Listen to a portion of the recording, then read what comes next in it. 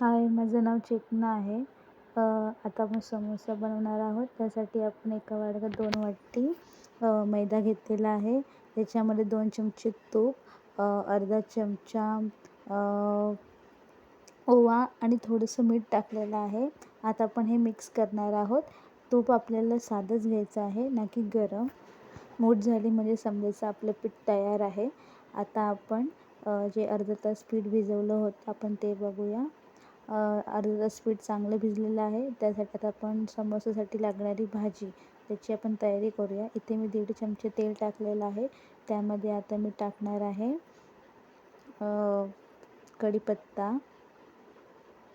त्यानंतर आपण टाकूया इथे मी धने आणि शोप हे मी भाजून खलबत्त्यात कुटून घेतलेले आहे. आता आपण याला मिक्स करूया आणि खूप खमंग असा वास येत आहे.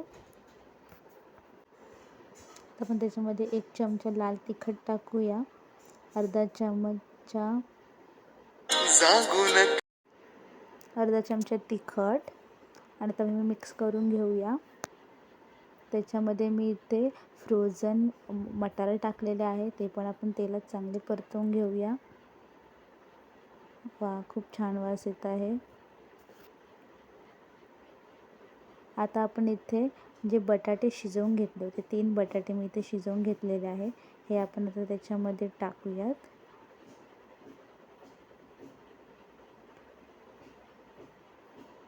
आता आपण हे टाकून घेतल्यानंतर चांगल्या पद्धतीने मिक्स करून घेऊया, जेणेकरून कुठल्याही बटाट्याला मसाला लागणार नाही ह्याची आपण खात्री घेऊया. वा, खूप छान. हे जरी दिसत असेल तरी पण आपण मिक्स केल्यानंतर एकजीव होऊन जाईल. आता याला आपण झाकण देऊन थोड्या वेळ वाफेवर शिजू देऊया. इथे आपलं अर्धा तास भिजवलेलं पीठ यात तेल टाकून थोडं चांगल्या पद्धतीने आपण ह्याला मळून घेऊयात आणि त्याच्यानंतर आपण याचे छोटे छोटे उंडे बनवून अशा पद्धतीने लाटूयात.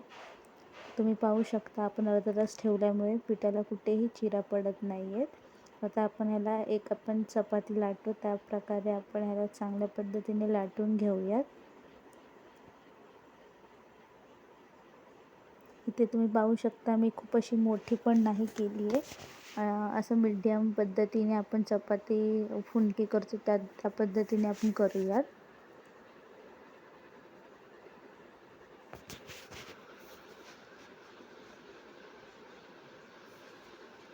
आता पण मी इथे सुरीच्या साहाय्याने त्याचे सेंटरला घेऊन 2 भाग करत आहे.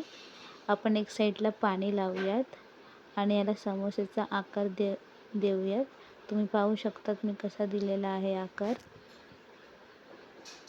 याला चांगल्या पद्धतीने टॅप करून लॉक करून टाकायचं, जेणेकरून तेलामध्ये कोणत्याही प्रकारे ते फुटणार नाही. आपण जो मसाला केलेला आहे तो आपण याच्यामध्ये टाकूया आणि साईडला आपण असं पाणी लावून घेऊयात, जेणेकरून ते इझिली एकमेकांना लागेल. आणि असं चांगल्या पद्धतीने दाबून घेऊयात. हा आपला समोसा तयार. आता आपण तळण्याची तयारी करूया. इथे मी एकाकडे तेल घेतलेलं आहे. तेल जास्त तापलेलं नसावं. त्याच्यामध्ये मी हा समोसा टाकलेला आहे. ह्याला बारीकच गॅसवर तळावे, तरच आपला समोसा चांगल्या पद्धतीने तळला जाईल.